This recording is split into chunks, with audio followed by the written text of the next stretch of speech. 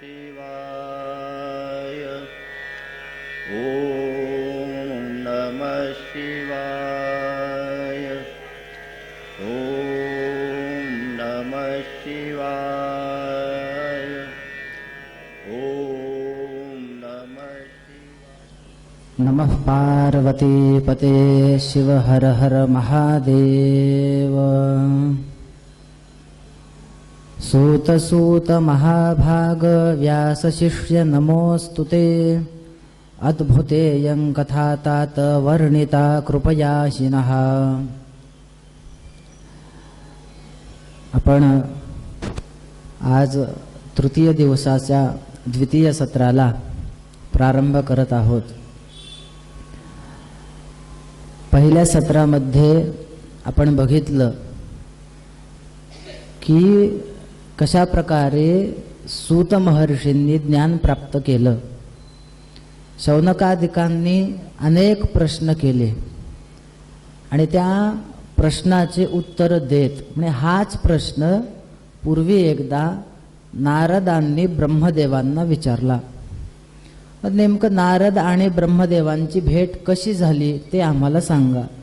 आणि मग ती कथा सांगायला सुरुवात करतात. हिमालयावर हे सगळे नारद वगैरे तप करण्यासाठी गेले होते. कामदेवांना इंद्राने पाठवलं. तो इंद्र जो मत्सर करायचा तो जीवजीवाच्या भेदामुळे मत्सर करायचा आणि त्याच्याच प्रभावाने त्यांनी कामदेवाला पाठवलं. कामदेवाचं तिथं काहीच चाललं नाही. कामदेवाचा प्रभाव तिथं का पडला नाही याचं कारण आपण बघितलं. नारदांना गर्व झाला. माझ्यासारखा तपस्वी कोणी नाही. कारण असे बरेच जण आहेत की मोठे मोठे ऋषी विश्वामित्रांसारखे सुद्धा तपाला बसल्यानंतर पुन्हा त्यांचं तप मोडू शकतं. सौभरी ऋषींची कथा आहे बघा भागवतामध्ये. संसाराचा त्रास होईल म्हणून ते पाण्यामध्ये तप करायला बसले होते. पाण्यामध्ये. पण पाण्यामध्ये सुद्धा एका माशाचा संसार बघितला आणि पुन्हा आले आणि मला लग्न करायचे म्हणून बसले. असे कित्येक तरी अनुभव आहेत. कितीतरी पुराणांमध्ये कथा सापडतात. नारद विचार करू लागले एवढे मोठे मोठे ऋषी असणारे तप करतात आणि कोणी अप्सरा आली काही विघ्न आले तर मागे येतात. पण मी बघा अजिबात मला काही झालं नाही. शेवटी कामदेवालाच वापस जावं लागलं. आणि असा गर्व होणारे एक नारदच आहेत असं नाही बरं. अक्षरशः मी जेव्हा विचार करू लागलो की असे आपल्याला किती जण मिळतील. एवढे पटपट मला नावं आठवू लागले. म्हणजे एवढे जण आहेत नावं पटपट कधी आठवतील. भरपूर असतील तर. आपण हिरण्यकशिपू आपल्या सर्वांना माहिती आहे. शक्तीचा गर्व. पुढे काय झालं. साक्षात स्वतः भगवंत आले आणि त्याचा नाश केला. सगळ्यांना रावण माहिती आहे. रावणाचं काय झालं. विद्येचा गर्व, तपाचा गर्व, शक्तीचा गर्व. काय झालं शेवटी नाश झाला. कितीतरी उदाहरणं आहेत. आपण बलिराजाची कथा सगळ्यांना माहिती आहे. माझ्यासारखा दानी कोणी नाही. माझ्यासारखा श्रेष्ठ कोणी नाही. माझ्याकडे भरपूर संपत्ती आहे. गुरुजींनी सांगितलं होतं शुक्राचार्याने थांब थोडं देऊ नकोस. भागवतातले श्लोक आहेत. न तद्दानम प्रशंसन्ति येन वृत्तिर्विपद्यते. म्हणजे घरच्या पोरांना उपाशी ठेवून दान करा असं शास्त्र सांगत नाही. त्याला वारंवार सांगू लागले तू दान देऊ नकोस. तू भिकारी होशील. काहीच राहणार नाही तुझ्याकडे. नाही नाही अजिबात नाही. काही ना काही त्याचं फळ मग विपरीत मिळतं. इंद्राला गर्व होता इंद्रपदाचा. भगवंताची परीक्षा घेण्यासाठी आपल्याला माहिती आहे सगळ्यांना कथा. अहंकार झाला. गोवर्धन आलं ना लक्षात. गोवर्धन त्याची जी कथा आहे, पाऊस पाडू लागला अमुक तमुक, गर्वच झाला होता ना, माझ्यासारखा पाऊस पाडणारा कोणी, हे मी पाऊस पाडतो म्हणून लोक जगतात. पण ह्याला हे लक्षात आलं नाही की ह्याला जिवंत अजून कोणी ठेवलंय.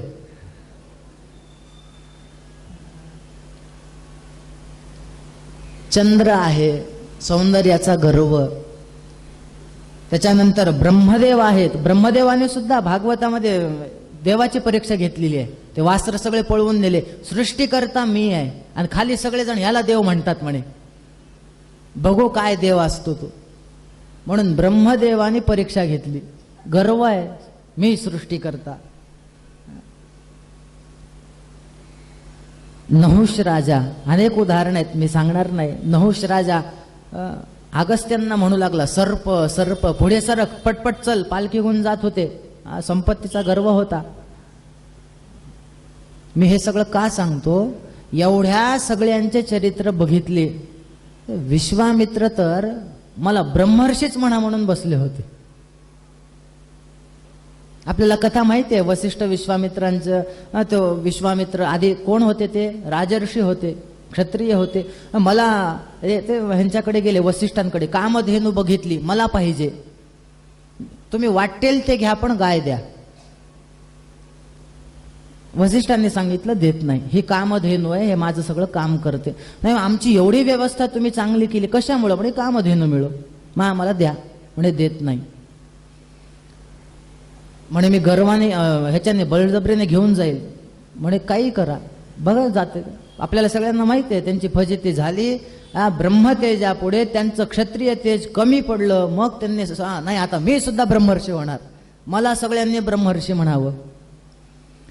वस्तुतः ब्रह्मर्षी आपण काय आहे बघा, थोडं एक बारकाईनं ऐका. ब्रह्मर्षी, राजर्षी, देवर्षी आपण सहज बोलून जातो, पण प्रत्येकामध्ये बारीक भेद आहे. कोणालाही ब्रह्मर्षी म्हणता येत नाही. नारदांना कधी ब्रह्मर्षी नारद ऐकलंय का? राजर्षी नारद ऐकलंय का? नारद कोण आहेत? सगळ्यांच्या मुखामध्ये नारद म्हणले की देवर्षी नारद. देवर्षी, राजर्षी आणि ब्रह्मर्षी ही एक पदवी आहे, कुणालाही मिळत नाही ती. देवर्षी कोणाला म्हणायचं, ब्रह्मर्षी कोणाला म्हणायचं, असं स्पष्ट उल्लेख आहे.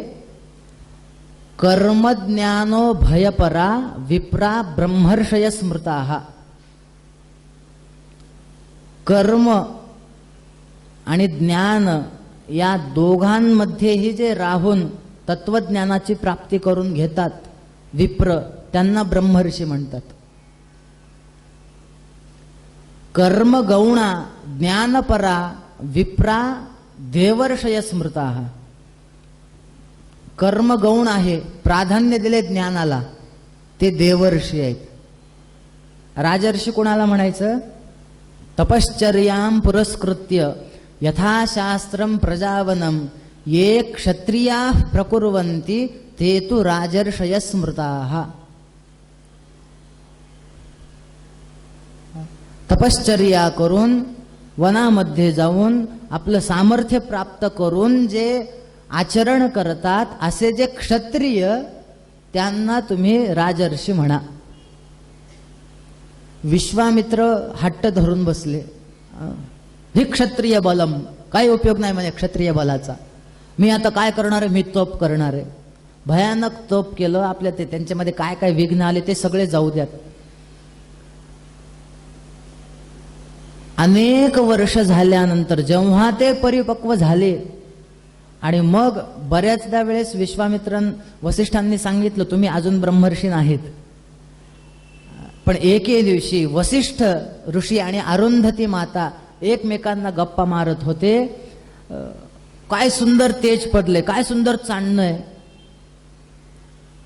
त्यावेळेस वसिष्ठांनी सांगितलं, हो तेज असावं, चांदणं असावं तर विश्वामित्रांच्या तपासारखं. आणि हे मागून विश्वामित्रांनी ऐकलं. मग विश्वामित्र म्हणाले, मी तुम्हाला वारंवार सांगतो म्हणे, मला ब्रह्मर्षी म्हणा म्हणा म्हणा म्हणत नाहीत माझ्या समोर, आणि आता मी समोर नाहीये तर तुम्ही म्हणता. मग वसिष्ठांनी सांगितलं, तुम्हाला त्याचा गर्व होता आधी, मला हे म्हणा, मला ते म्हणा, मला हे म्हणा, असं म्हणण्याने होत नसतं म्हणले. आता तुम्ही खरं त्या पदाला गेलात. वस्तुतः आता तुम्हाला ब्रह्मर्षी म्हणून घेण्याची इच्छा राहिली नाही. आता तुम्ही खरे ब्रह्मर्षी झालात. म्हणून अहंकाराचा वारा न लागो राजसा, संतांनी मागणी केली देवाकडे. वारा सुद्धा लागू नको म्हणे. तुम्हाला मी एक व्यवहारातलं उदाहरण सांगतो. काय आहे, म्हणजे सगळं सुरळीत चालू असताना थोडक्यात कसं त्याचं नुकसान होतं. एक खूप मोठा मूर्तिकार होता, खूप छान मूर्ती काढायचा. म्हणजे अशा मूर्त्या काढायचा की साक्षात बघितल्यानंतर असं वाटायचं की मूर्ती आहे का साक्षात माणूस आहे. माणसाचं चित्र काढलं, एखाद्या प्राण्याचं चित्र काढलं, साक्षात प्राणीच आहे असं वाटायचं. इतका सुंदर मूर्तकार होता. एक साधू त्याच्याकडे गेले. साधूंनी सांगितलं, काय आहे, मला एक कृष्णाची मूर्ती पाहिजे. ठीक आहे, त्याने अशी छान बनवली, घ्या म्हणे, 1-2 दिवसांनी या घेऊन जा. 2 दिवसानंतर साधू आले. ते मूर्ती बघितली. मूर्ती बघितल्यानंतर साधूंना एवढा आनंद झाला, एवढा आनंद झाला. अरे म्हणे, जे साक्षात ते साधू मूर्तीकडे बघून रडू लागले. काय सुंदर मूर्ती आहे, काय सुंदर मूर्ती आहे, अशी मूर्ती मी आजपर्यंत बघितलं नाही. अरे आता मला ज्या मूर्तीकडे बघून ध्यान करायचंय, काय सुंदर मूर्ती आहे, माझं सगळं आयुष्य आता पुढे माझा उद्धार केलास म्हणे तू. एवढे प्रसन्न झाले. त्या मूर्तिकाराला आनंद वाटला. वा वा वा वा, खरंच माझी एवढी चांगली मूर्ती आहे, वा वा, किती मी छान काढतो. आनंद झाला. त्यांनी सगळे झालं. आता साधू निघून गेले, पण जाताना त्यांना वाटलं, एवढं चांगलं केलंय, ह्याचं काहीतरी आपण ह्याला काहीतरी दिलं पाहिजे. म्हणजे तुला काय देऊ. त्या मूर्तिकाराने सांगितलं, तुम्ही एक काम करा, मी कधी मरणार आहे ते सांगा.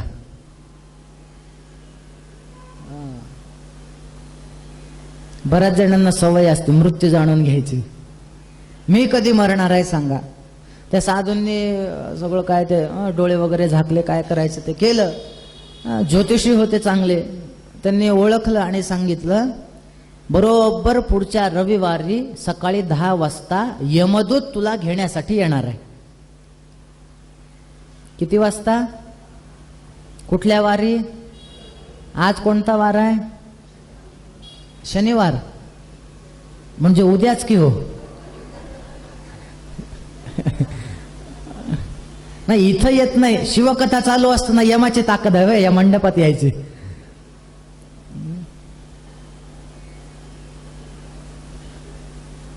ठीक आहे, काही हरकत नाही. तो मूर्तिकार फार हुशार होता. त्यांनी काय केलं, स्वतः सारख्या 10 मूर्त्या तयार केल्या. अगदी स्वतः सारख्या, काहीच बदल नाही. एवढ्या सुंदर मूर्त्या, ज्या अक्षरशः त्याच्याकडे बघितलं तर ओळखू सुद्धा यायचं नाही मूर्ती आहे का हे. त्याने मूर्त्या तयार केल्या आणि बरोबर त्या रांगेत ठेवल्या आणि त्याच्यामध्ये जाऊन हा थांबला. रविवार आला, सकाळी 10 वाजले, यमदूत आले. आता घेऊन जायचं. घेऊन जाताना यमदूतांना प्रश्न पडला की इथं 10 मूर्त्या दिसतायत, 10च्या 10 सारख्या दिसतायत, नेमकं आता ह्याच्यातलं न्यायचं कोणाला? प्रश्न पडला. काय करावं, काय करावं, काय करावं. शेवटी नाराज झाले. कोणालाच म्हणजे अगदीच ओळखू येत नव्हते. नाराज होऊन वापस निघाले. नाराज झाले. वाटेमध्ये नारद भेटले. काय झालं म्हणे, फार नाराज दिसताय.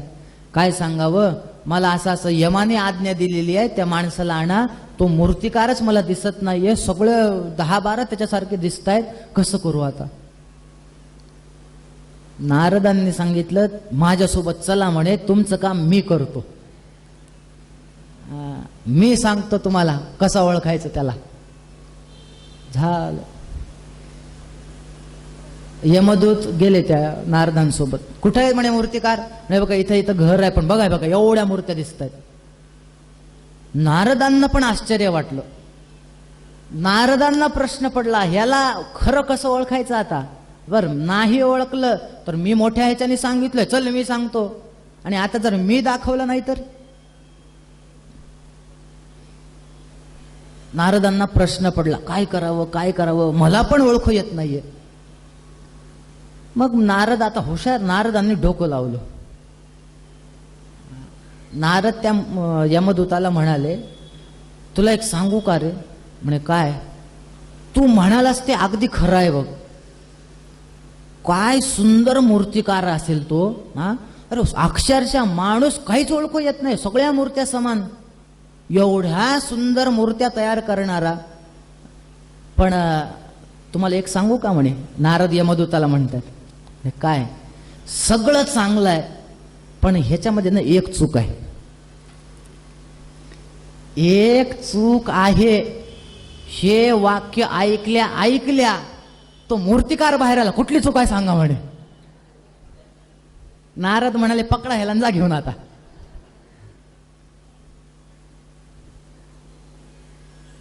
आता इतके वेळ चांगलं चाललं होतं की नाही? आता जर तो गप्प बसला असता तर नारदांना सुद्धा फजिती झाली होती, कुठला असेल खरा. पण माझी चूक काढतात, मी एवढा चांगला, मी आलं, झालं, चला म्हणले निघा आता.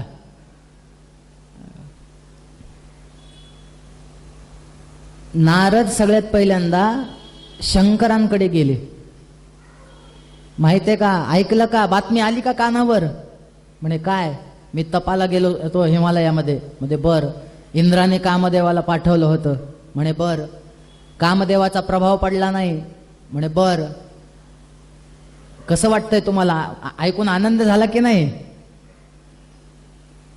शंकरांनी सांगितलं, खूप आनंद झाला,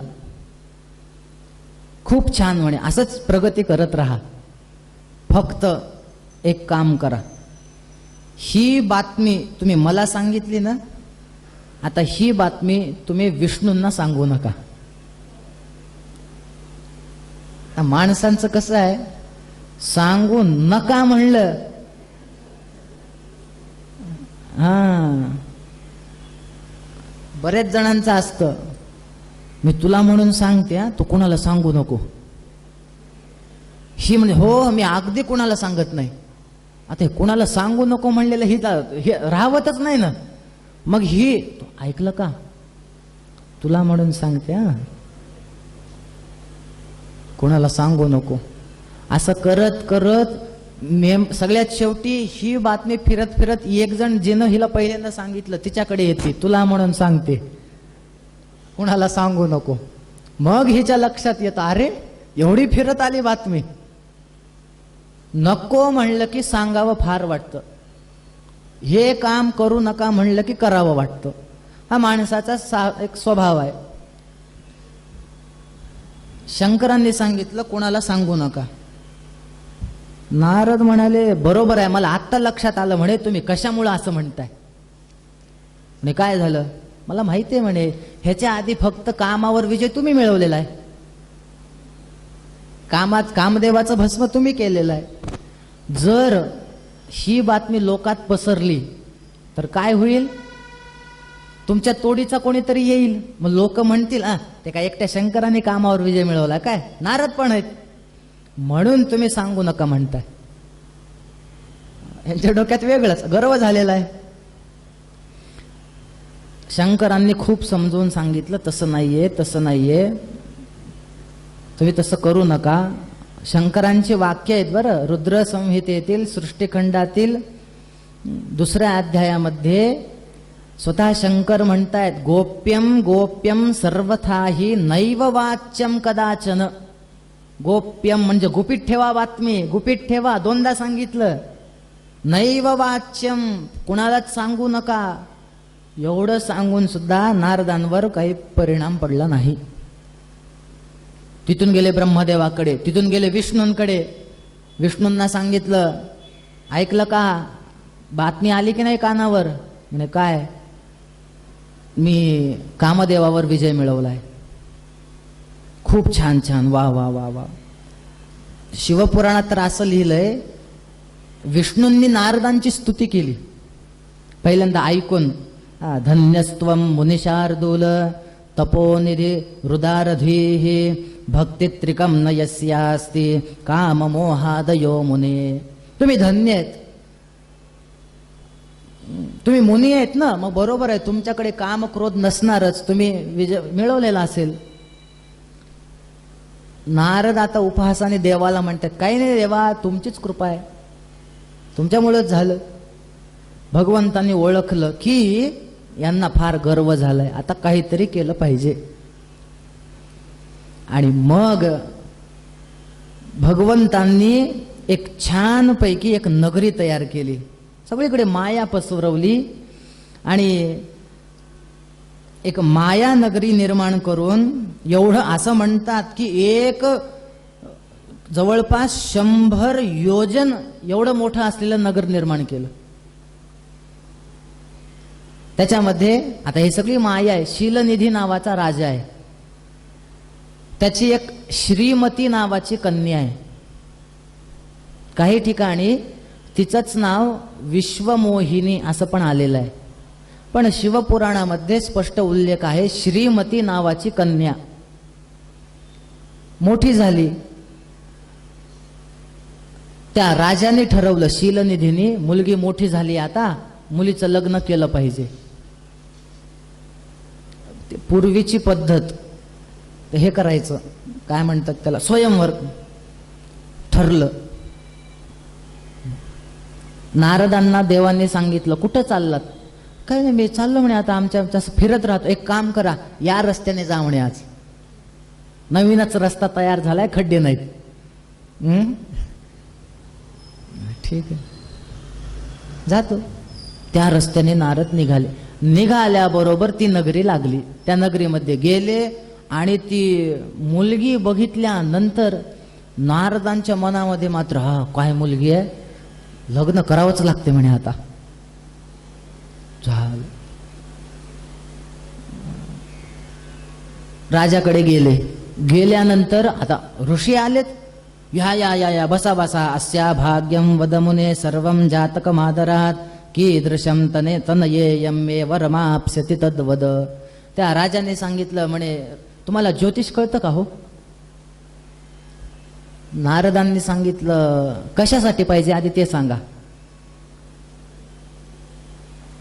शीलनिधी राजाने सांगितलं, म्हणे माझ्या मुलीचं आता लग्न लावायचंय, तिला कसा नवरा मिळेल हे मला बघायचंय म्हणे. नारदांनी ओळखला, हाच चांगला चान्स आहे म्हणे. आता काय करायचं, आता ह्यांना मी काय सांगतो बघा म्हणे, हिचा नवरा कसा मिळतो ते. झालं हे नाही, मग मला ज्योतिष कळत नाही होय, सगळं कळतं म्हणे मला. कुठे आहे म्हणे, मुलगी कुठे आहे, बोलवा. मुलगी आली. हात दाखव तुझा. हात बघितला आणि हात बघितल्यानंतर नारदांनी सांगायला सुरुवात केली. काय आहे, सुतेयम तव भूपाल. फार सुंदर वर्णन आहे बरं शिवपुराणात. सर्व लक्षण लक्षिता. पहिल्यांदा राजाला सांगितलं, राजा तुझी मुलगी कशी आहे माहिती आहे, तुझं आता सगळं मी भविष्य सांगतो, ऐक म्हणे. म्हणे बर. तुझी मुलगी जी आहे ना, सर्व लक्षण लक्षिता, सगळ्या चांगल्या लक्षणांनी युक्त आहे. एवढंच कशाला, महाभाग्यवती, तिचं भाग्य फार चांगलं आहे. म्हणे हो का. लक्ष्मीरिव गुणालया, साक्षात लक्ष्मी सारखीच हिच्या अंगात गुण आहेत म्हणे. म्हणे हो का, बर. एक सांगू का तुम्हाला, हिचा पती जो आहे ना, हा फार सज्जन असेल म्हणे. मनातल्या मनात म्हणतात माझ्यासारखा. साधू असतील, त्यांना ज्योतिष कळत असेल म्हणे. आणि काही वेळानंतर ते इथं येतील. जे जे आपल्यामध्ये गुण आहेत ते सगळे सांगू लागले. तिचा पती फिरणारा असेल, तिचा पती कीर्तनकार असेल, सगळं सांगत फिराल. ठीक आहे, वा वा वा वा वा झालं. आता मात्र नारद पुढे जात नाहीत. आता त्यांनी ठरवलं परत विष्णूकडे जायचं. का बरं? नारदांना माहित होतं आपलं तोंड कसं आहे ते, तेवढं काही चांगलं नव्हतं. मग देवाकडे जायचं आणि चांगलं रूप मागून घ्यायचं. कारण काय, लग्न करायचं म्हणलं की कन्या वर येते रूपम. मुलगी म्हणते नवरा कसा आहे, म्हणजे ते पॅकेज बिकेज आम्हाला घेणं देणं नाही, आधी आम्हाला दिसायला कसं आहे ते सांगा.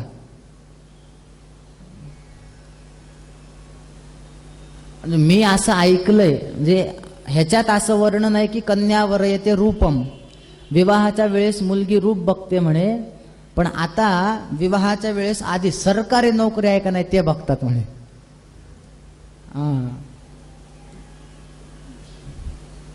झालं, आले देवाकडे. बरं, आता रुक्मिणी माता तिथंच होत्या.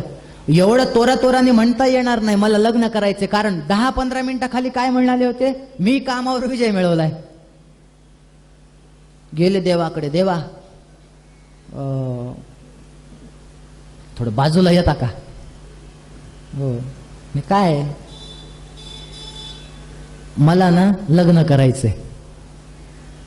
देव म्हणाले आत्ता तर म्हणालात की हो कामावर विजय मिळवला, कशातच पडणार नाही. नाही नाही तसं नाही, आता काळ बदलला ना म्हणे, करावं लागतंय म्हणले लग्न. बर, मग काय म्हणणं आहे? नाही, मला हरिरूप द्या. हरिरूप म्हणजे काय? तुमचं रूप द्या.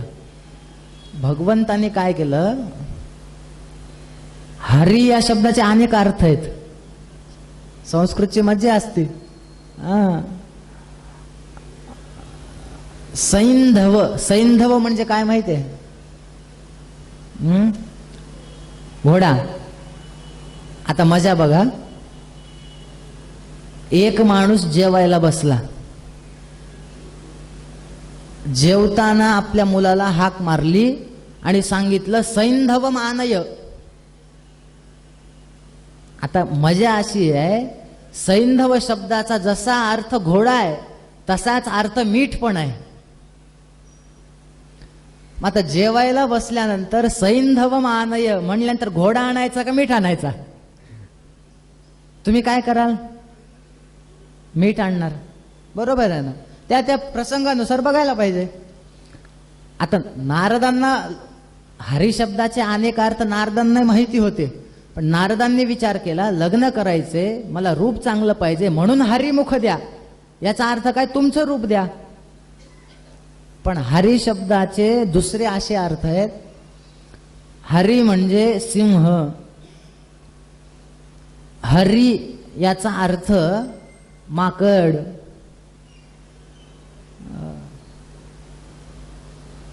भगवंतांनी ठीक आहे तुला हरिरूप पाहिजे ना, तथास्तु. तोंड फक्त माकडाचं दिलं आणि बाकी सगळं शरीर जे दिलं ते विष्णूंचं दिलं. बरं, आता ह्यांनी नीट सगळं बघावं की नाही, आरशात वगैरे भांग बिंग पाडून जावं की नाही? त्यांनी फक्त असं असं असं असं बघितलं, अरे हा हरिरूप आलंय, हरिरूप आलंय. सगळं अंग दिसलं खालचं त्यांचं, विष्णूंचं. तोंड माकडाचं माहीतच नाही. झालं, गेले त्या राजाकडे. स्वयंवरामध्ये अनेक राजे आले होते. नारद सगळ्यात पहिले ह्याच्यात जाऊन बसले रांगेत, म्हणजे त्या मुलीनं मला बघावं आणि गळ्यामध्ये हार घालावा. झालं, ती मुलगी आली, हार घेऊन नारदांना बघितलं. बघितल्या इतकं हसू लागली, म्हणे काय काळ आलाय, कोणी यायला म्हणे आजकाल स्वयंवरात. नारदांनी विचार केला, मला बघितलं हिने, हसली ही आणि पुढे गेली, बहुतेक हिला चष्मा असावा, चष्मा लावलेला नाही हिनं. अरे हरिरूप सोडून कोणी जाईल का? काय वर्णन आहे त्या हरीचं. शांताकारं भुजगशयनं पद्मनाभं सुरेशं विश्वाधारं गगनसदृशं मेघवर्णं शुभांगं लक्ष्मीकान्तं कमलनयनं योगिभिर्ध्यानगम्यं वन्दे विष्णुं भवभयहरं सर्वलोकैकनाथं. एवढं चांगलं रूप असताना, मेघवर्णं शुभांगम असं असताना एखादी पोरगी जाईल का म्हणे पुढे? मग हळूच विचारलं तिच्या वडिलांना, तुमच्या पोरीला चष्मा आहे का? अजिबात चष्मा नाही म्हणे. मग नीट बघितलं नसल म्हणून नारद त्या खुर्चीवरून उठून पुन्हा इकडे येऊन बसले. पुन्हा आल्यानंतर पुन्हा ते मुलगे हसले आणि 2-4दा असं झालं. असं म्हणतात वेगळ्या रूपाने विष्णूच तिथं आले, ते हार घातले, सगळं झालं, ते निघून पण गेले. तिथं शंकरांचे काही गण होते आणि नारदांना बघून ते गण हसले. हसल्यानंतर आपल्या नारदांना राग आला. आधीच एकतर पोरगी भेटली नाही, एवढ्या खटाटोप केल्या होत्या, पोरगी तर गेली ती गेली आणि मला हसतायत म्हणे. हसतायत म्हणल्या ह्यांनी त्यांना शापच देऊन टाकला, जा म्हणे राक्षस व्हाल. मग मात्र ते गण घाबरले. कसं आहे, संत देव हे कसे जरी असतील तरी सुद्धा त्यांचा अपमान घडू नये तेवढा अधिकार आहे का आपला? इंद्र चुकला, इंद्राला काय अक्कल आहे का? हे आपण म्हणावं काय असं? भगवंताने म्हणलं तर ठीक आहे, पण वस्तुतः त्याचा अधिकार वेगळा आहे. नारदांचा अधिकार मोठा होता तसा, थोडा गर्व झाल्यामुळं, नाही तर नारदांसारखा भक्त नाहीये. भगवंत पूजा ज्यांची ज्यांची करतात त्यांच्यामध्ये नारदांची मूर्ती आहे असं वर्णन आहे. महाभारतामध्ये तुम्ही वालखिल्यांची कथा ऐकली असेल. हसला इंद्र, त्यांना हसला, त्यांना काय असू द्या, त्या कथेत जायचं नाहीये, पण मोठ्यांचा अपमान होऊ नये. नहुष राजाचं काय वर्णन आहे. अगस्त्यासारख्या ऋषींना मला इंद्राच्या पत्नीकडे पटपट जायचंय, पालखीतून उचलून घेण्याची एक अट आहे, पण ते पटपट नेट नाहीत म्हणून त्यांना ढकलत नेणं, काही वाटेल ते बोलणं.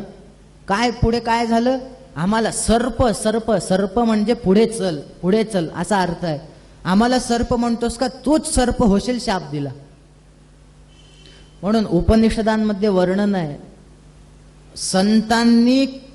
संतांची जर निंदा केली तर काय होतं, त्यांचे सगळे पातक जे आहेत हे कुठे जातात? संतांकडून पण पातक होतात. त्यांनी सांगितलं, सुहृद साधुकृत्याम द्विषंतः पापकृत्याम. जे संतांविषयी चांगलं बोलतील त्यांचे पुण्य त्यांना, जे संतांविषयी वाईट म्हणतील त्यांचे सगळे पाप त्यांना.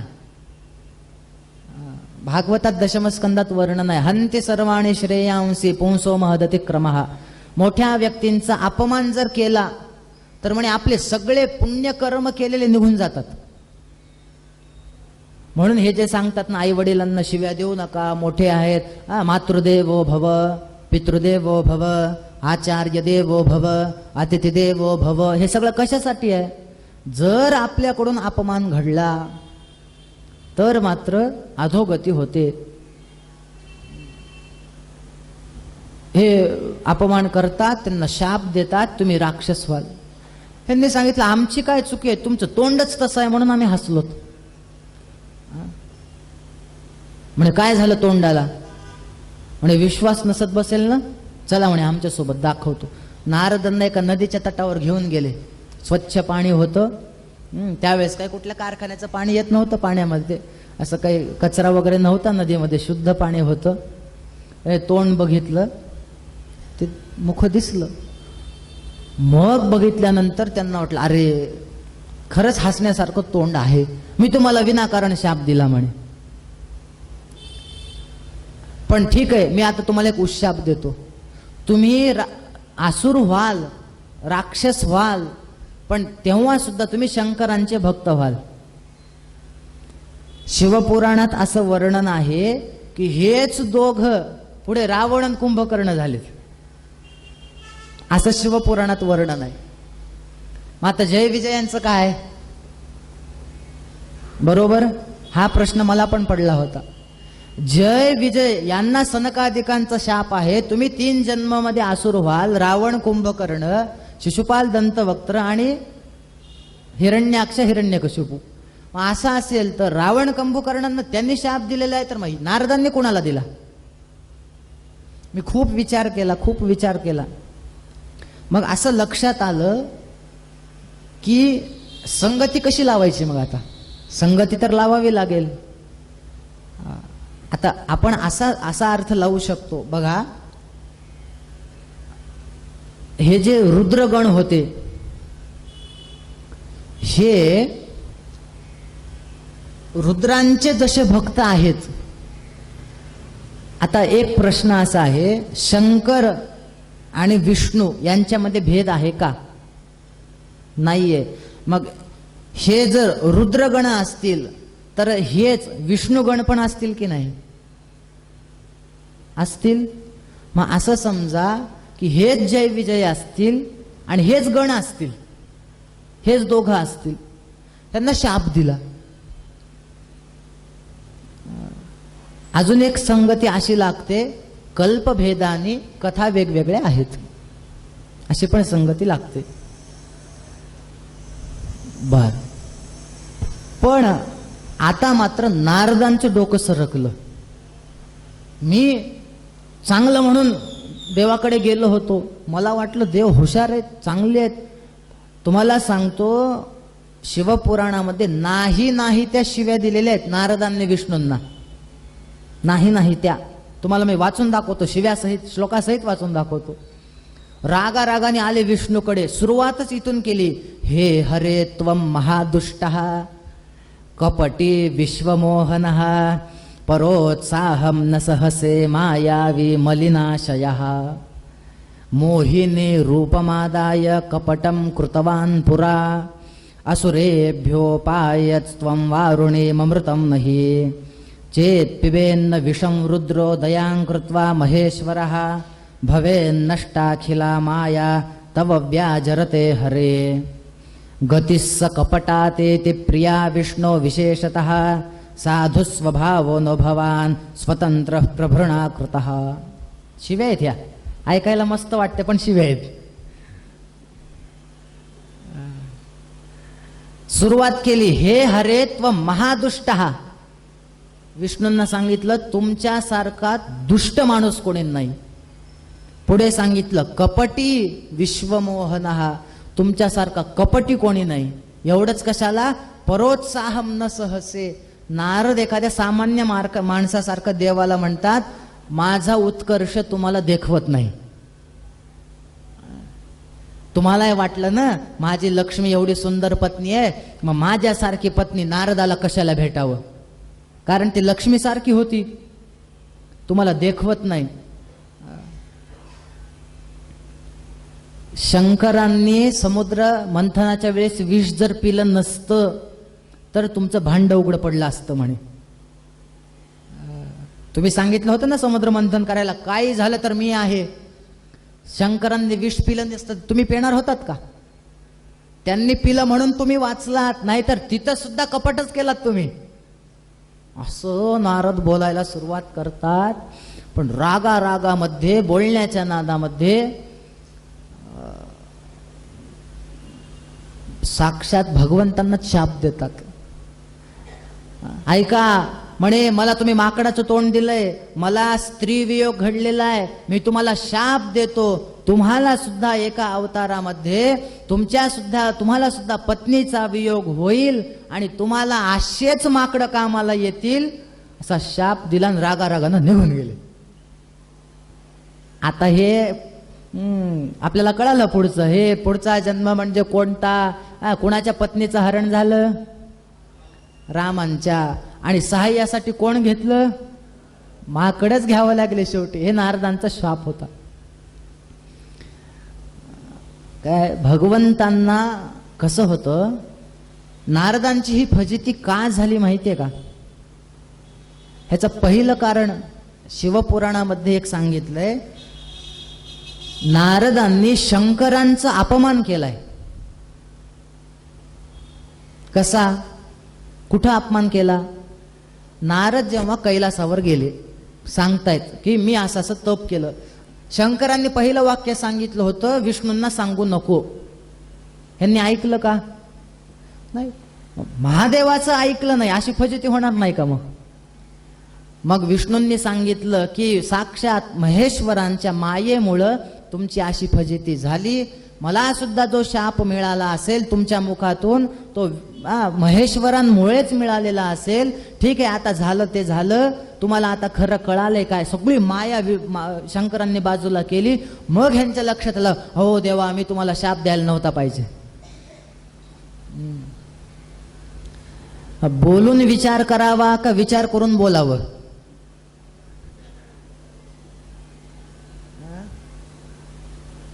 बोलून विचार करावा,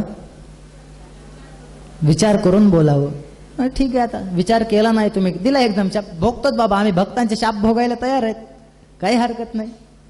आणि मग ते शाप वगैरे सगळं झालं, सगळी माया दूर झाली.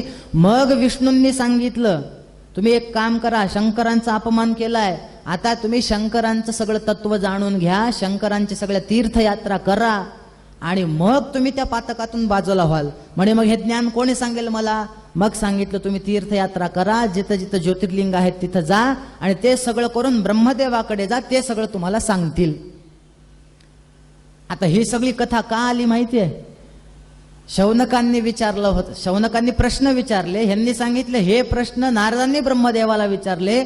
मग ह्यांनी विचारलं त्या दोघांची भेट कशी झाली? अशी झाली. हे एवढं आहे ह्याच्यात.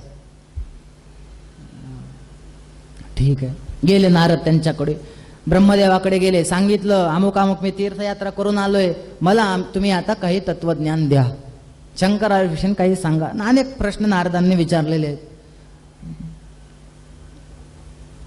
म्हणजे शंकरांना पूजा करताना कुठलं फुल व्हायचं याच्यात वर्णन आहे स्पष्ट, कोणते कोणते पुष्प व्हायचे, त्याच्यानंतर कोणते पुष्प वाहिल्यानंतर काय फळ आहे, याच्यात तर स्पष्ट लिहिलंय. ज्याला जास्त आयुष्य आपलं चांगलं निरोगी राहावं असं वाटत असेल त्यांनी 1,00,000 दुर्वेंनी महादेवाचं पूजन करावं म्हणे. हे मी माझं सांगत नाहीये बरं. आयुः कामो भवेद यो वै दूर्वाभि पूजनम चरेत, पुत्र कामो भवेद यो वै धत्तूर कुसुमैश्चरेत. ज्याला पुत्राची कामना असेल त्यांनी धोत्र्याचं फुल व्हावं म्हणे. धोत्र्याचं फुल पाहिले ना आपण? ते शंकरांना फार प्रिय आहे धोत्र्याचं फुल. त्यातल्या त्यात रविवारी त्याची विशेष पूजा सांगितलेली आहे. रविवारी ते धोत्र्याचं फुल जर महादेवांना वाहिलं तर असं वर्णन आहे की पुत्राची इच्छा असेल तर ती इच्छा पूर्ण होईल. त्यानंतर सांगितलं जपा कुसुम पूजा तू शत्रूणा मृत्युदा सदा. शत्रूंचा विनाश करायचा असेल, शत्रू जर असतील तर म्हणे महादेवांना जास्वंदीचं फुल वाहा. जपा कुसुम म्हणजे जास्वंद. त्याच्यानंतर शमीपत्र त्यांनी जर पूजा केली तर असं वर्णन आहे त्याला मुक्ती प्राप्त मिळते. मल्लिका कुसुमैर दत्तैहि स्त्रियम शुभतराम शिवहा. बघा, एखाद्या मुलाला जर त्याचं लग्न होत नसेल, त्याला पत्नी मिळत नसेल तर बेल भगवंतांना वाहावा म्हणे, त्याचं लग्न लवकर होतंय असं ह्याच्यात लिहिलंय. मग कुठले कुठले फुलं व्हायचे असं सगळं सांगितलं. चंपा आणि केवड्याचं फुल हे 2 फुलं सोडून तुम्ही कुठलेही वाहा म्हणे. बर, आता महादेवांना आपण जे धार धरतो पिंडीवर वगैरे, कशाची धार धरल्यानंतर कुठलं फळ मिळतं ते सांगितले.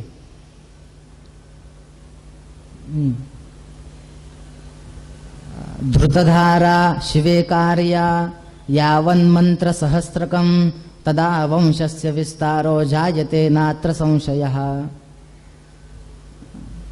सुख आणि संतती पाहिजे असेल तर जलधारा म्हणजे पाणी, त्यानंतर मनशुद्धी व्हायची असेल किंवा वंशाचा विस्तार करायचा असेल तर घृतधारा, घृतधार म्हणजे तूप, तुपाची धार. एखाद्या व्यक्तीची बुद्धी जर जड असेल, काही काही असतात बाबा, कितीदाही सांगितलं लक्षातच येत नाही, तर त्यांचा दोष नसतो, त्यांच्या बुद्धीचा असतो.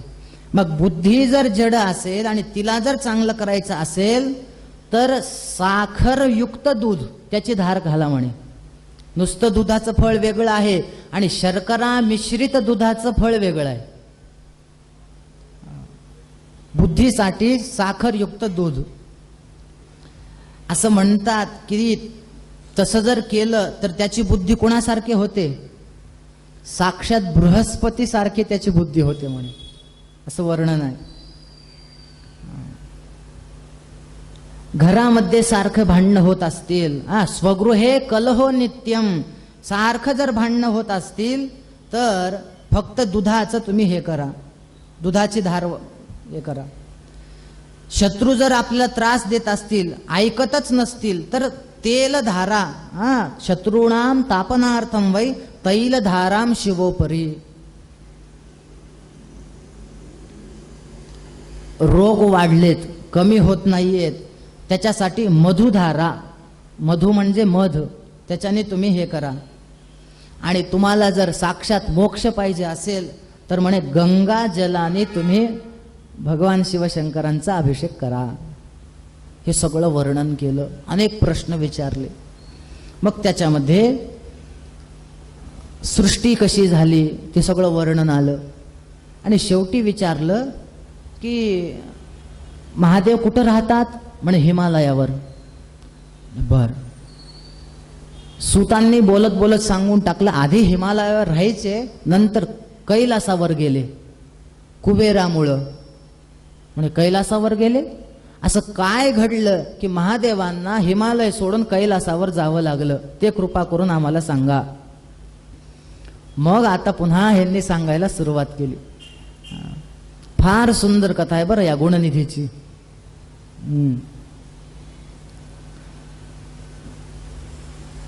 यज्ञदत्त नावाचा ब्राह्मण आहे बघा.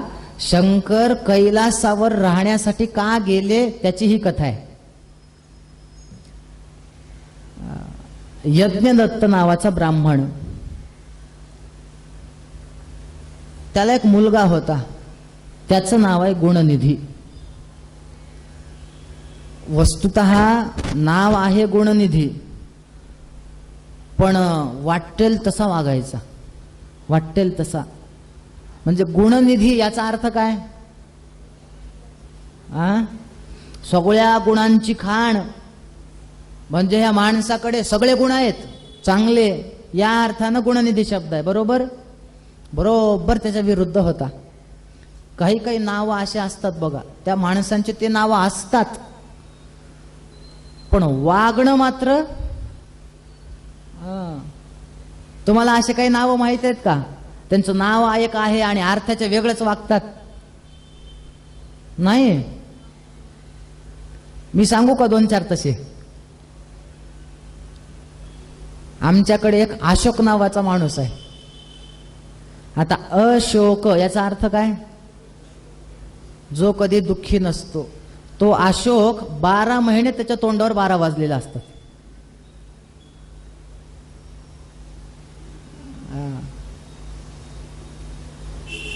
एकाचं नाव होतं म्हणे धनपाल. धनपाल काय काम होतं? बस स्टँडवर त्याला भीक मागायचं काम होतं म्हणे.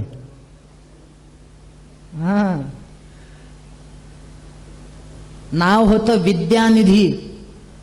विद्यानिधी म्हणजे काय? हुशार, सगळ्या विद्या त्याला येतात.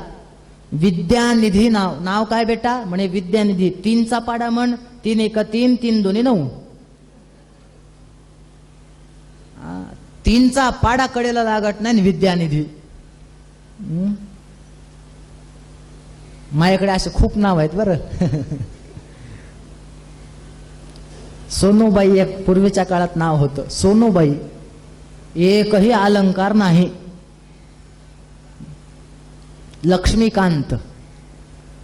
लक्ष्मीकांत म्हणजे काय? लक्ष्मीचा पती. बरोबर. लक्ष्मीकांत म्हणजे काय असेल आता? लक्ष्मीचा पती, त्याला काय कमी आहे? म्हणे ह्याला 2 टाइम खायला भाकर सुद्धा नाही घरी.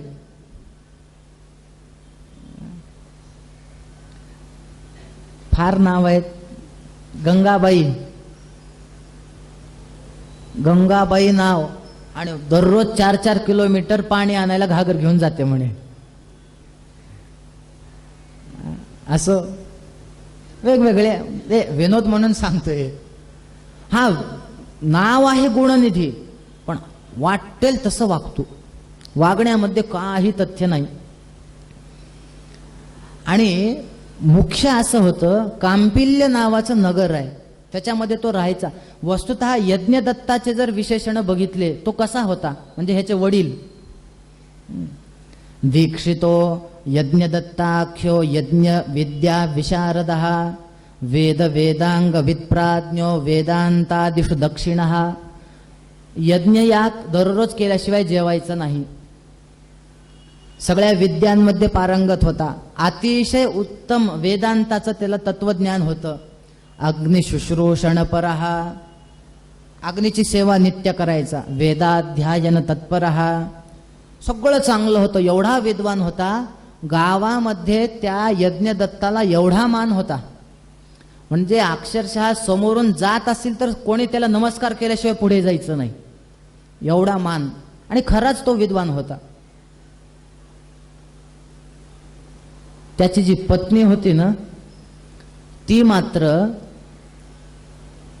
पोरग कसंही वागू लागलं तरी ते आपल्या मुलाचे दुर्गुण लपवायचे, वडिलांना कळू द्यायची नाही. तो काय काय करायचा वर्णन आहे. पत्ते खेळायचा म्हणे.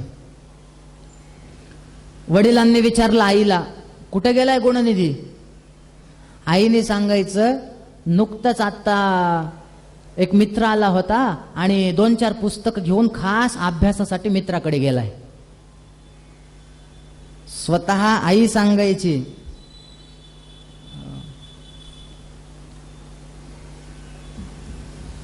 खूप दुर्गुण वाढले त्याचे.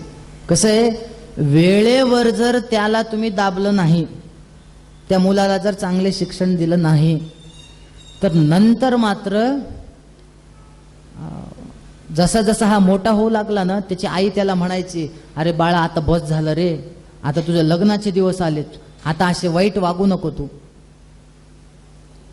तुला माहिती आहे का तुझ्या वडिलांना गावामध्ये किती मान आहे?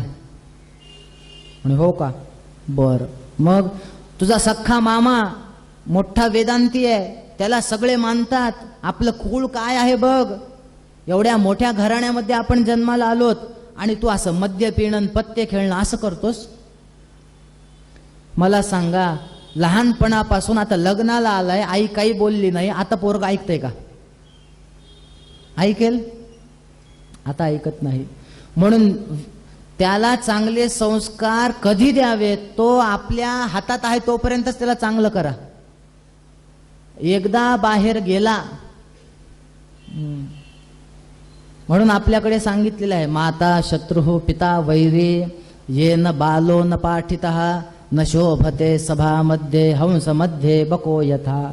आपल्या मुलाला जर चांगले कर्म चांगलं आपण जर दिलं नाही, तर त्याचा पहिला शत्रू कोण असेल तर ते म्हणे आई आणि वडील. त्याच्यामुळं मुलाला चांगले संस्कार दिले पाहिजेत.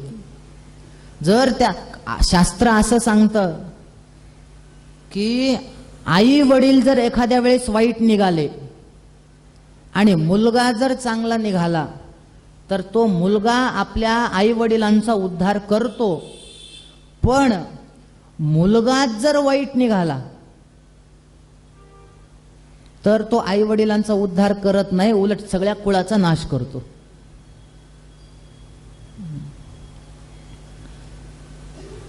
म्हणून मुलाला कसे संस्कार द्यावेत हे आपल्या आईचं काम आहे. असं वर्णन आहे बघा. आम्ही हे का सांगतोय, जर मुलगा वाईट निघाला तर आई वडिलांना चांगली गती नाहीये. आई वडील वाईट असतील, तुम्ही हिरण्यकशिपूचं चरित्र बघा ना, वडील वाईट होते की नाही? वाईट होते, पण याच्या भक्तीमुळे, या प्रल्हादाच्या भक्तीमुळे काय झालं? शेवटी जेव्हा हिरण्याक्ष मेला, हिरण्यकशिपू गेला, सगळं झालं, प्रल्हादाने सांगितलं माझ्या वडिलांचा उद्धार करा. देवाने काय सांगितलं? त्रिसप्तवे पिता पोतः. अरे वडिलांचं काय सांगतोयस म्हणे? पुढचे 21 आणि मागचे 21 पिढ्याचा उद्धार झालाय तुझ्यामुळं. हे आहे की नाही? त्रिसप्त 7 गुणिले 3 21 पिढ्यांचा उद्धार झालाय का? भवान वै कुलपावनः. तुझ्यासारखा कुळाला पवित्र करणारा जन्माला आला.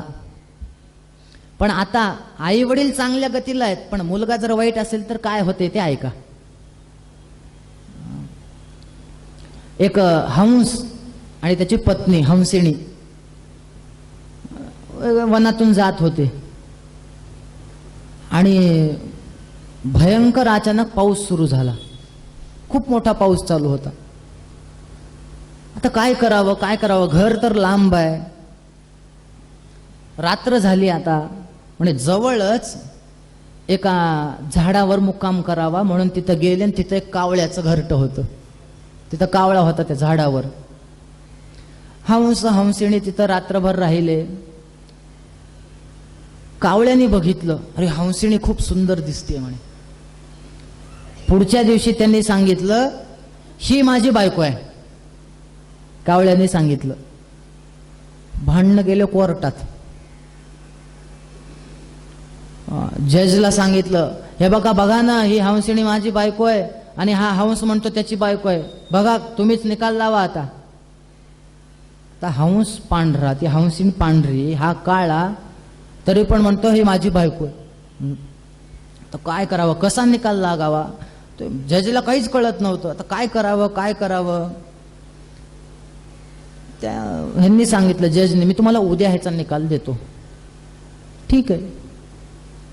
तर कावळ्याला भीती वाटली, म्हणे माझ्याकडून ही जाती म्हणे. आता ह्याने काय केलं? रात्री कावळा त्या जजच्या घरी गेला. ऐका, मी काय, उद्या जर तुम्ही माझ्याकडून निकाल दिला तर तुमचे आई वडील गेलेत, आता ते सध्या कुठे आहेत मला वरचं कळतं म्हणले, पितरांचं. तुमचे आई वडील कुठं आहेत ना ते मी तुम्हाला सांगतो. तुम्ही काय करायचं? उद्याचा निकाल माझ्याकडून द्यायचा. वकिला त्या जजला वाटलं, अरे किती खरंच, म्हणजे आपल्या आई वडिलांची गती जर आपल्याला कळाली तर किती चांगलं होईल. काही हरकत नाही. झालं, गेला कोर्टामध्ये, सांगितलं, ऐका, असं सिद्ध केलंय, मी खूप विचार विनिमय केला आणि ही जी हंसिणी आहे ना, ही ह्या कावळ्याची पत्नी आहे. निकाल दिला. झालं. बिचारा हंस नाराज होऊन निघून गेला. थोड्या वेळानंतर तो वकील, तो जो न्यायाधीश होते, न्यायाधीश गेले कावळ्याकडे. चल सांग म्हणे, माझ्या आई वडिलांची गती काय? कावळ्याने सांगितलं, चला माझ्यासोबत सांगतो. कावळ्याने त्या न्यायाधीशाला एका उकंड्याजवळ घेऊन गेले. म्हणे इथं कशाला आणलं? काय मी तुम्हाला सांगतो, ऐका. आता काय, तुमचे आई वडील कालपर्यंत स्वर्गात होते. तुम्ही आज जो निकाल लावला की नाही, तर हा इथं उकंड आहे ना, हे जे छोट्या आळ्या दिसत आहेत का म्हणे 2, हे तुमचे आई वडील आहेत. म्हणे इथं कस काय? म्हणे तुम्ही निकाल चुकीचा दिलात, तुम्ही खोटं वागलात, तुम्ही वाटेल तसं वागलात, तुम्ही अधर्माने वागलात, तुमच्यामुळं वर चांगल्या गतीला गेलेले पितर इथं आले. म्हणून भगवंताने गीतेमध्ये पहिल्या अध्यायातच सांगितलंय, नीट वागलं नाही, वर्णसंकर जर झाला तर काय सांगितलेलं आहे? दोषै रेतै कुलघ्नानां वर्णसंकरकारकैः उत्साद्यन्ते जातिधर्मा कुलधर्माश्च शाश्वताः उत्सन्न कुलधर्माणां मनुष्याणां जनार्दन नरके अनियतं वासु. लुप्त पिंडोदक क्रिया हा शब्द आहे भगवंताचा. त्यांचे पिंड म्हणजे ते क्रियाच संपल्या असत्या पितरांच्या. कशामुळं? हा असा वागला. आता ह्या कथेतून त्यांना काय सांगायचे? बाबा तुम्ही जे जर मुलगा चांगला निघाला तर कुळाचा उद्धार करेल, पण मुलगा वाईट निघाला तर असलेल्या कुळाला खराब करून टाकेल. म्हणून आधी मुलाला चांगले शिक्षण द्या. मुलाचे लाड किती करावेत ह्याला काही मर्यादा आहे की नाही? आजकाल मुलगा जर जेवत नसेल, लहान पोरग, तर मी सांगायची गरज आहे का त्याला काय देतात ते जेवण्यासाठी? मोबाईल. जेवत नाही का? हे बघ हे बघ हे बघ किती, हे बघ हे काय आहे, हे कसं दिसतंय. मग ते बघत बघत ह्यालाही माहित नाही मी काय खातो. मग असं बघत बघत ते पिक्चर बघत बघत जेवल्यानंतर पुढे काय हा संत मोठा भक्त निघणार आहे का?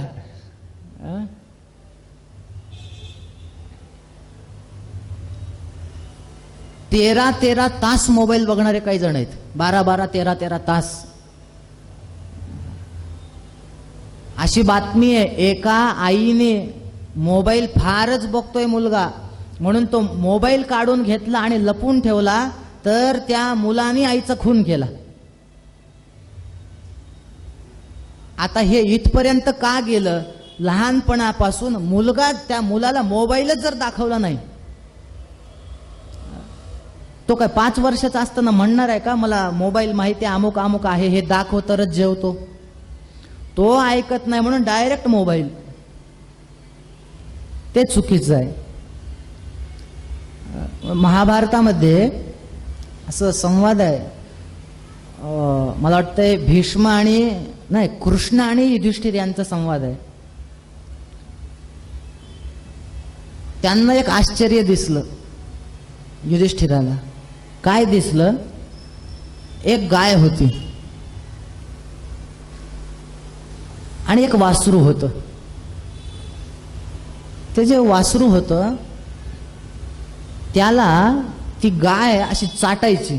आता लाडाने गाय वासराला चाटते, पण तिथं आश्चर्य वाटलं नाही. ती गाय एवढी चाटू लागली की त्या शरीरावरचं, त्या वासराच्या शरीरावरचं कातडं निघून गेलं, मधला मांस बाहेर आला, रक्त निघू लागलं, तरी ती चाटूच लागली. युधिष्ठिराला आश्चर्य वाटलं, म्हणजे देवा हे काय चालू आहे? देवाने सांगितलं काही नाही, म्हणले हे कलियुग आलंय. हे काय झालंय? हे गाय म्हणजे आता एक समजा आपले आई वडील आहेत, म्हणे मुलाचा एवढा लाड करतायत, एवढा लाड करतायत की त्याचं नुकसान होतं हे सुद्धा ते बघत नाहीत. एवढा लाड करतायत.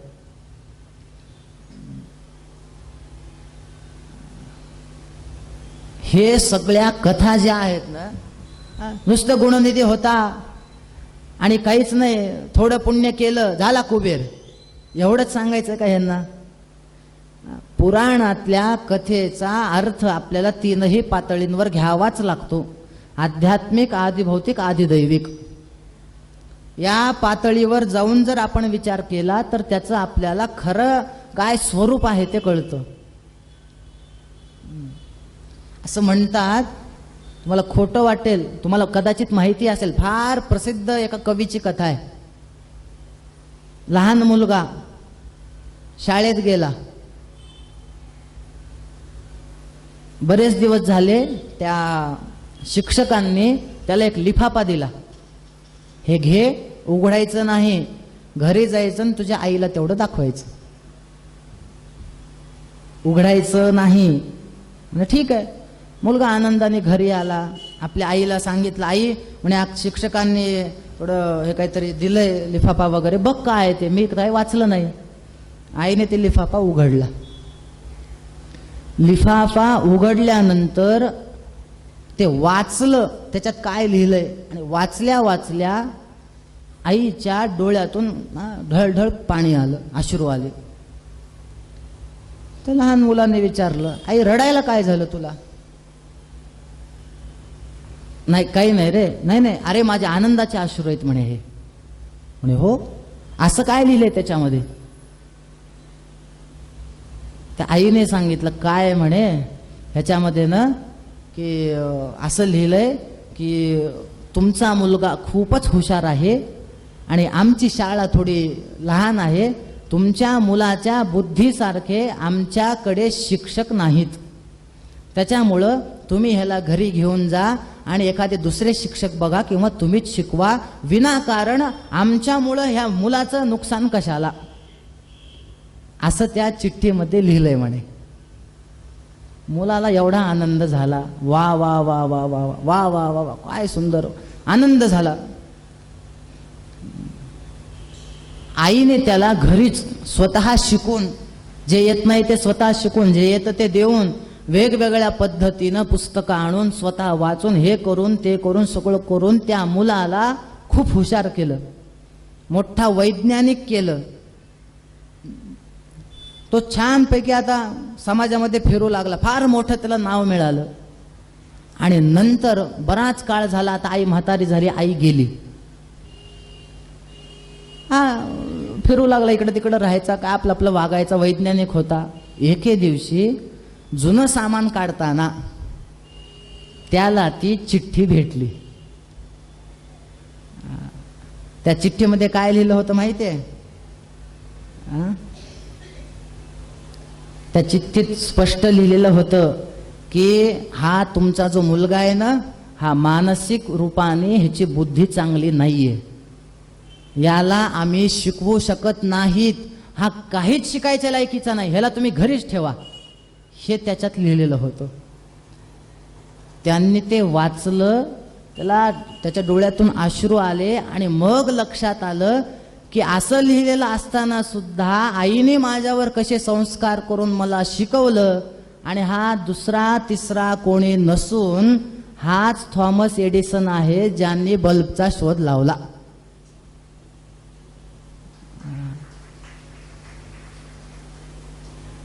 हे का सांगतोय मी? आई कशी असावी ह्याचं मूर्तिमंत उदाहरण म्हणजे ह्याची आई आहे, एडिसनची. पण ह्याची आई कशी होती गुणनिधीची? वाटेल तसं तो वागायचा. एके दिवशी तर म्हणे वडिलांची सोन्याची अंगठी घेतली, द्यूत खेळण्यासाठी पैसे नाहीत म्हणून. वडील स्नानाला गेले होते, अंगठी काढून ठेवलेली होती, अंगठी घेतली, गेला निघून. झालं बऱ्याच दिवस ह्यांना अंगठी सापडत नव्हती. ठीक आहे, कुठं पडली असेल, घरात असेल. एके दिवशी वडील बाहेर गेले होते, यज्ञदत्त. एका मुलाच्या हातामध्ये त्यांची अंगठी दिसली. मग कोणी दिली म्हणे तुला ही अंगठी? तुमच्या मुलाने दिली. आज काहीच माहित नाही आतापर्यंत, आई सगळं झाकून ठेवायची, तुमच्या मुलाने दिली. असं नाही, बरोबर आहे, माझा मुलगा धार्मिक आहे, तू गरीब असशील, तुला दान दिली असेल. ओ कशाचं दान म्हणे? पत्ते खेळण्यामध्ये हारलाय म्हणे, पैसे नव्हते म्हणून तुमची अंगठी चोरली आणि हारलाय म्हणे. हे शब्द ऐकल्या म्हणजे पायाखालची जमीनच व्हायची हे झालं. पळत पळत घरी आला, विचारलं बायकोला, मुलगा कुठं आहे? अभ्यासाला गेलाय. असं, माझी अंगठी कुठं आहे? आहे मी लपून ठेव, आहे म्हणे डब्यामध्ये आहे, व्यवस्थित आहे. खरं सांग म्हणे. आहे म्हणे डब्यात. त्याने ती अंगठी दाखवली, हे बघ इथं आहे अंगठी. मला खोटं बोललीस तू इतके वेळ, मी तुझा त्याग करतो असं सांगून तो यज्ञदत्त रागारागाने घर सोडून निघून गेला. आणि मग ज्या वेळेस ही बातमी गुणनिधीला कळाली, मग त्याला वाटलं की आपण फारच चुकलो का? आपले वडील आपल्यामुळे घर सोडून निघून गेले, मी फार चुकलो, आता करायचं काय? आई तर गेली, मला सांभाळणारं कोणी नाही. वनामध्ये निघाला. वनामध्ये जाताना आता खायला काही नाही, एका ठिकाणी एका झाडाखाली बसला. शांत आरामात बसल्यानंतर बराच वेळ झाला, खायला काही भेटेल का, खायला काही भेटेल का, खायला काही भेटेल का, विचार करू लागला. काहीच मिळालं नाही. झाडाखाली बसला. नेमकं योगायोगानं काही अंतरावर एक शंकरांचं मंदिर होतं. काही शंकरांचे भक्त पूजा करून नैवेद्य दाखवण्यासाठी ताट घेऊन आलेले होते आणि शंकरांसमोर नैवेद्य ठेवला. ह्या माणसाने ते बघितलं, गुणनिधीने बघितलं. अरे नैवेद्य दिसतोय म्हणे, हे बघू हे खाता येईल का. त्या लोकांनी नैवेद्य दाखवला. म्हणे नैवेद्य थोड्या वेळेने खाऊ, आपण इथं झोपी जाऊ. आता सगळे झोपी गेले. हा गेला तिथं मंदिरात, पण बघितलं आता नैवेद्य चोरायचं आहे. त्याला ते नैवेद्य कुठं आहे स्पष्ट दिसत नव्हतं. ह्यांना जर लाथ लागली, हे उठले तर आता काय करायचं. दिवा होता पण दिवा शांतच होत आलेला होता, वात संपत आलेली होती.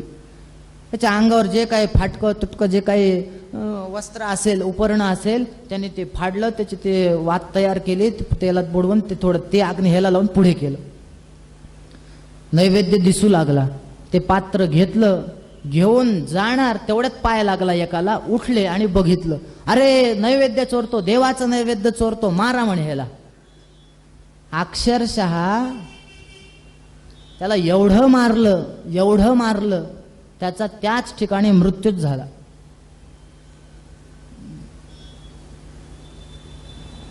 आणि मग त्यावेळेस त्याला घेण्यासाठी यमदूत आले.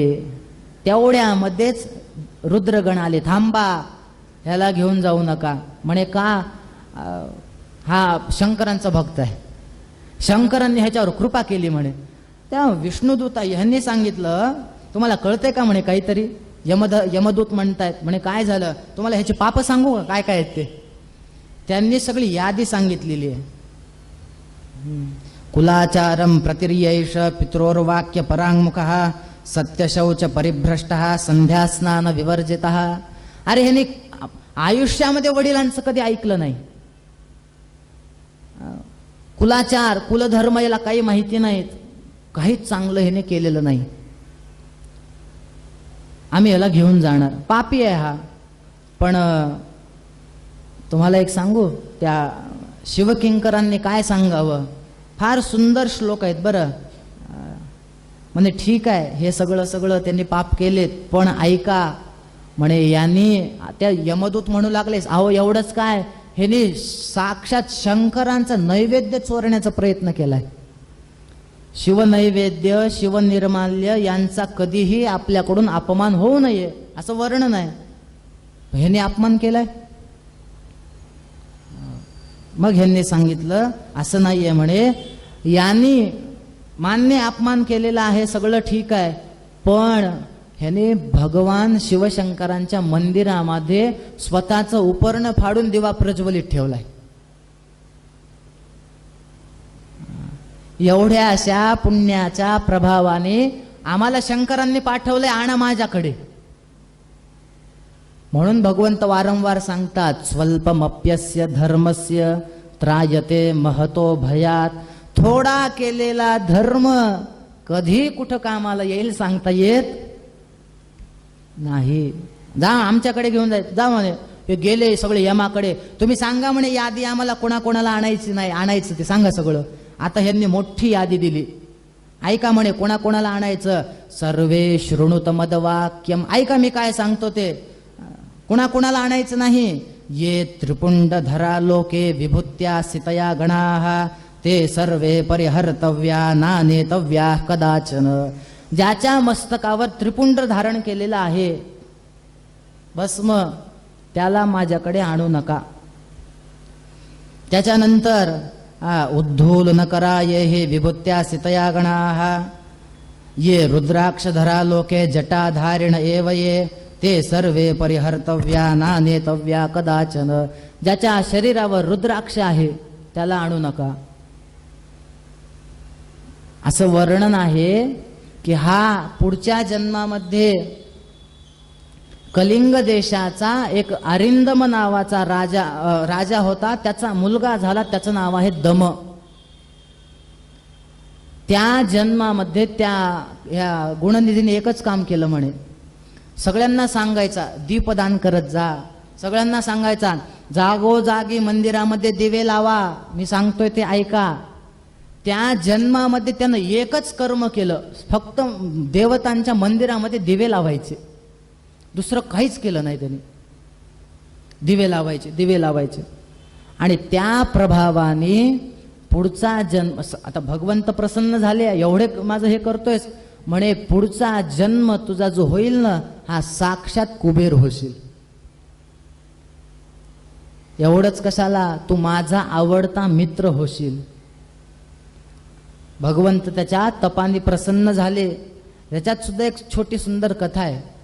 तो जो होता ना गुणनिधी, म्हणजे तो जो राजा झालेला होता पुढच्या जन्मात, जेव्हा शंकर प्रसन्न झाले तेव्हा कसे प्रसन्न झाले, पार्वती सहित आले म्हणे.